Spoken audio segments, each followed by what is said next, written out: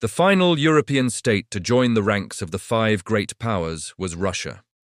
Unlike Prussia, which rose to prominence through four successive rulers, Russia needed only one extraordinary monarch to transform it into a major power: Peter the Great, who reigned between 1689 and 1725. Before the 1700s, most Europeans did not consider Russia part of the West. Instead, they viewed it as culturally and geographically Asiatic, governed by an autocratic political system, and religiously distinct due to its adherence to Orthodox Christianity rather than Catholicism or Protestantism. Russian society also appeared socially conservative to Western Europeans, as its nobles often secluded their wives, wore long traditional robes, and maintained long beards. In short, Russia looked foreign, exotic, and far removed from the diplomatic and cultural world of Western Europe. This raised a question that still echoes in Russian history today.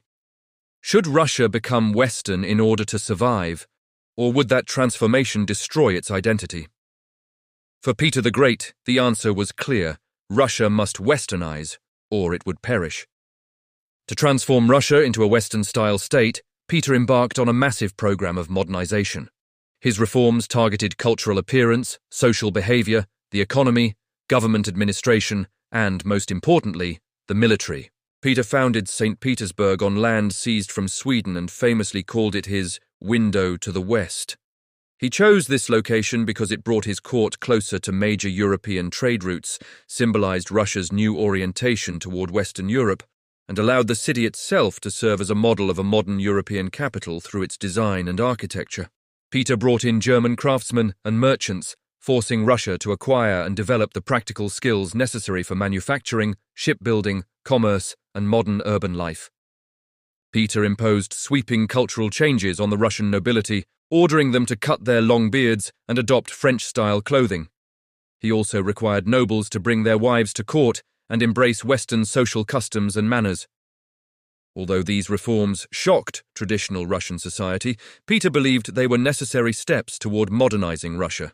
Peter's cultural reforms were symbolic, but his most important achievements were military. He built Russia's first Western-style army and navy, enabling Russia to compete with major European states. Russia's greatest rival in the north was Sweden, then a powerful military state.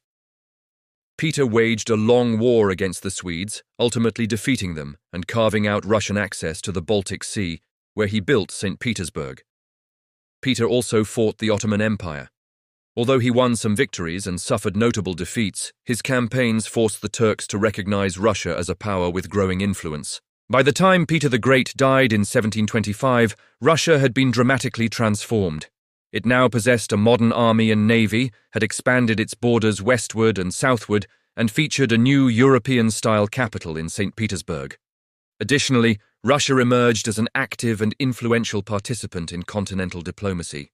The other four great powers, France, Great Britain, Austria, and Prussia, now regarded Russia as a major force in European politics.